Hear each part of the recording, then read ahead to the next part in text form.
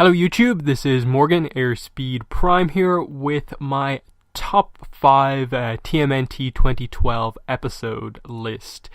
So I was asked for this in the comment section for my recent kind of final thoughts on TMNT 2012 video, and I thought that, you know what, actually that's probably a video I should do to kind of highlight the episodes that I did like, and maybe it adds a little bit extra to that video so you guys know what I liked and why I was so critical of the series otherwise.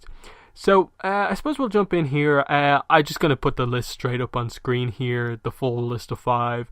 I didn't spend too long trying to put this together because honestly, as I said, there's only really a handful of episodes you'd really in this series consider to be like really good, and it was fairly easy for me to like remember, I think, the episodes where I had like a big reaction to.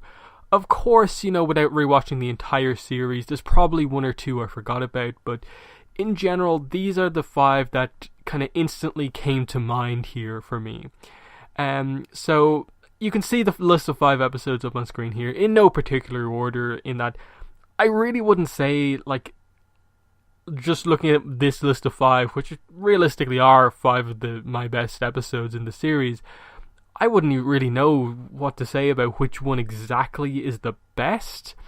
And I think that's a little bit of a kind of a problem, but you know, that's just the nature of the show. It doesn't really feel like there was, because it never focused too much on plot or character development. It's kind of hard to say like this was the best one, because there was no real substance given to a lot of the moments. But anyway, let's get into talking a little bit about each of these episodes. The Gauntlet I have here, it's obviously a season 1 episode. It's, I think, episode 9 of the entire series, and it's really the Turtles' first fight with Shredder, and it's in this series one of like Shredder's kind of first real appearances, and I just felt like early on in the show, this was the difference between Shredder and every other villain. This was the difference between Splinter and Shredder as characters compared to everyone else, and it's what put them on a pedestal that for the most part the Turtles never really got to in the entire series, because they never developed them as characters, whereas Shredder from the get-go felt like there was something to him because of that rivalry with Splinter. And so seeing the gulf in class between the Turtles and Shredder in this early stage of the series, seeing them be defeated so badly and have to escape, it really set up this, like, this is going to be amazing when they finally fight. And unfortunately, you know, how slow the plot progression was in this show, they managed to get the fight with Shredder that over the course of the episodes that they have, okay. But as I'll discuss with the Requiem episode later on, you know, they maybe spent a bit too long to get to the point where, like, the Turtles are in any way on par with him. But still, early on, before I think they just completely lost track of, you know, power levels of characters and just every fight feeling the same, this was an episode where, like, it really stood out how the fighting was done. I suppose next I will talk about Requiem. It's the second last episode of season 4. And it's an episode that I obviously preferred to the finale episode, because I wasn't really that big of a fan of how they did the kind of revenge kind of turn of the season 4 finale, in that I much preferred how they handled the death of Splinter to the Turtles kind of taking revenge. Just because I didn't like how the fight was choreographed with the Turtles versus Shredder in the end, but I did like the intensity, the drama of the kind of final confrontation between, you know, Super Shredder at the time and Splinter. And it had the impact. When they finally committed to the death of Splinter, it worked. And it worked despite, in a way, the writers doing everything possible to take away the impact that it could have had. It still had huge impact. Because obviously we had the whole idea of, like, he fell down and, like, broke his leg or something like that, or was it his arm, in a previous fight with Super Shredder. And it felt like that was potentially a time to kill him off. And then just over the course of the seasons, they've teased, him just barely getting out of these fights with Shredder. And it just got to a point where, like, the number of times they teased him dying, where, like, they more or less committed to it, like, once or twice, but then took it back. Them finally doing it here, and it still having impact, spoke to when you have a character dynamic like the rivalry between these two characters, it just has that impact despite little writing mistakes along the way, and that speaks to how well they got it right. And speaking of that, part of the reason why they had it so right and why this episode had impact going into it was because of the episode Tale of the Yokai, which is also on my list here. So this one is towards the end of season 3, which probably, like, thinking back on it, it's probably one of the season 3 is probably the weakest season of the entire show, potentially. I have to think about that, but still, we got this episode, and it really, really stood out because while it was there's a little bit of a weird dynamic with, obviously, the turtles kind of like being transported into the past, and it having these crazy dynamics to it, and not just being like a classic flashback episode. It still accomplishes all those goals because of how they did it, and that they didn't have the turtles interfering with what was happening in the past affect, like, the true telling of what happened in the past. So we still got the dynamic between, Hamato Yoshi and Orokusaki. So that worked to set up, of course, the Splinter Shredder dynamic, which, as I've talked about already in this video, was the best dynamic in the entire show. And just seeing Tang Shen and the dynamics going on between them, the jealousy, the rivalry, seeing Splinter as a human, as Hamato Yoshi, it spoke to just, like, the turtles, getting to see their master's backstory, and it was good context to have going into the kind of the final, I suppose, main season of the show, with season 4, with how different season 5 was, and I just felt like it was an episode that they really, really did get right, despite the potential pitfalls it had of them being transported back in time to the past. But anyway, it also, we had Rennet in this episode. Her relationship with Mikey got a little bit of development here, and that was cool to see. So there's 3 of the 5 episodes covered. Next one, Lone Rat and Cubs. So the only season 5 episode on the list, and part of that is because it's the only, like, one-off episode really in season 5, but it's also the one I felt like we probably should have got this episode way, way before now. This one worked because they really, it's almost a shock to think about, but, like, they hadn't properly told us the origin story of the turtles all that much.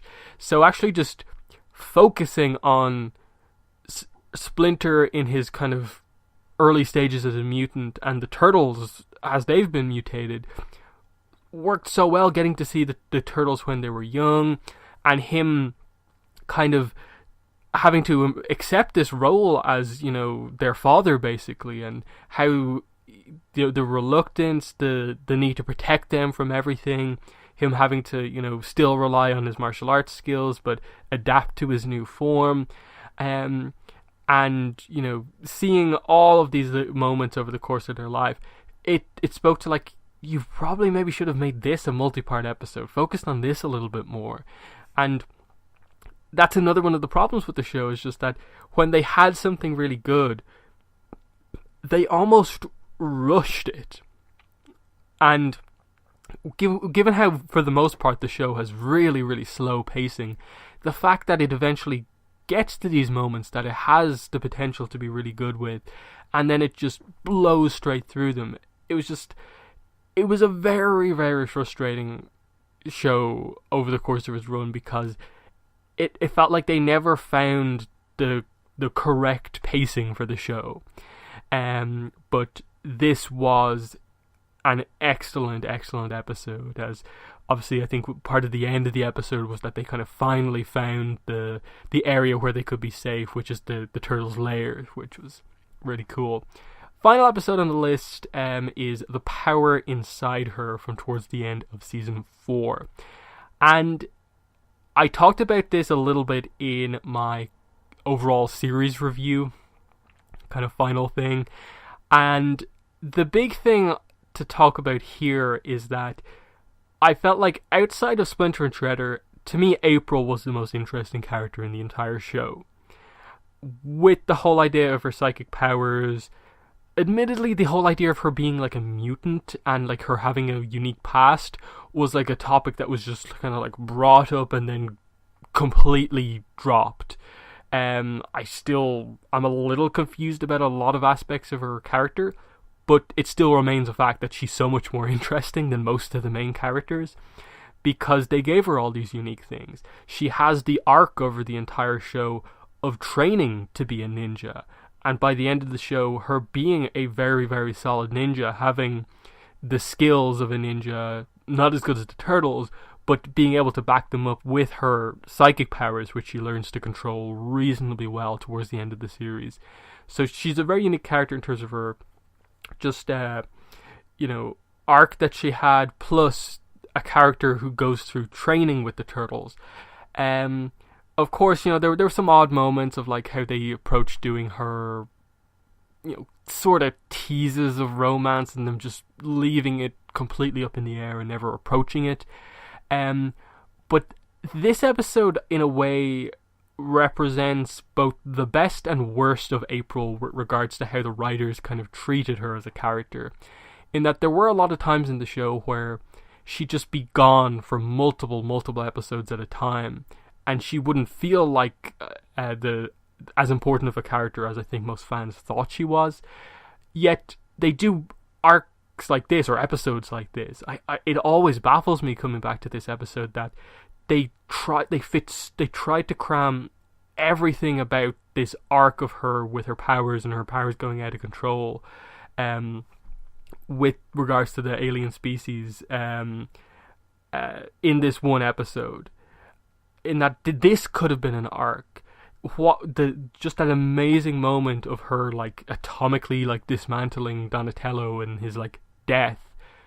That is like could have been a season-long character arc of just having Donnie be gone for a while, having April have to combat, Xanaron in her head,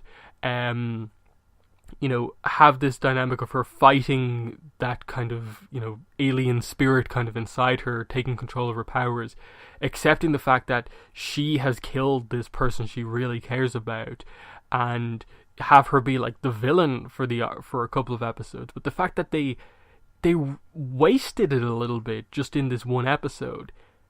Thankfully, on its own, it is still a pretty strong episode. It's just, you could have made so much more out of this in a show where you needed more. And this episode is a very, very like defining episode in terms of how I viewed this show. A lot of the times when I do my reviews for these, it's kind of just like I did the review and then like my knowledge of that episode just disappears from my head. But I specifically remember my review for this episode, and I remember this episode as one of just like to me it's one of the most memorable episodes in the show because one, I think it is one of the best episodes in the show, but it's also the episode that really defines so much of what was wrong. And I remember that review, and I remember that, it was one of those reviews where I'm like, yeah, this episode really shows everything you need to know about the show. But it's just an example of like, it can do a moment as good as that Donnie death. The show can do stuff like the death of Splinter, but it can also do so much wrong by like, oh, this is resolved in just one episode. Okay, nothing else going on here. And just that, like, this is it. This is like April's episode. This is her arc. This is the last episode where April was really like important as a character. So they dropped the ball on that a little bit, but it's still, I think, a good episode overall. So that's my thoughts on my top 5 episodes of TMNT 2012. If you're wondering why I, for the most part, didn't touch on any of the finales or mid-season finales, honestly, a lot of them, for me, just reflecting on them, just blend together, because while eventful and like some of the only real game-changing moments in the show, the only really memorable finale is like the season 4 finale, because they actually committed to the death of Splinter, and then the death of Shredder in the next season. And then I think the season 5 finale, just because that arc was so weird, with the whole Raphael future mutant stuff. The season 1, 2, and 3 finales are all just kind of like, okay, like the Krang was involved in 1 or 2 of them. You know, the Triceratons were involved in one of them. And then other stuff happened. It just feels like every mid-season on actual finale is just big battle for the city, and stuff happens, and that's why they're not as memorable to me as some of the more kind of like one-off, just like really solid character-focused episodes, because they feel like the really unique episodes of this show, the episodes that show any sense of character, like whether that be backstory or just big moments, compared to like the finales, which have tons of action and big moments, but it's kind of the same big moments in all of the finales. But that's just my thoughts on it. So, as I said, in the comments, let me know what your top 5 episodes are, what your thoughts on my list is, and yeah, that's more or less probably going to be one of the last times I really talk about TMNT 2012. Once there's more information about the new 2018 show, I will talk about it a little bit, and I will at the very least commit to reviewing the first like batch of episodes, however they go about releasing that, whether it be they just come out with the first episode or like a 2-part or a 3-part opener. I will review that kind of opening sequence of episodes to at least give the show a chance. TMNT 2012 hasn't ruined my love of like TMNT that much, but it has affected me in that like I'm not as hyped as I should be for like a franchise that I like as much as TMNT getting a new show. I should be super excited, but I'm kind of not all that hyped. So yeah, that's the video. Thanks for watching, and bye.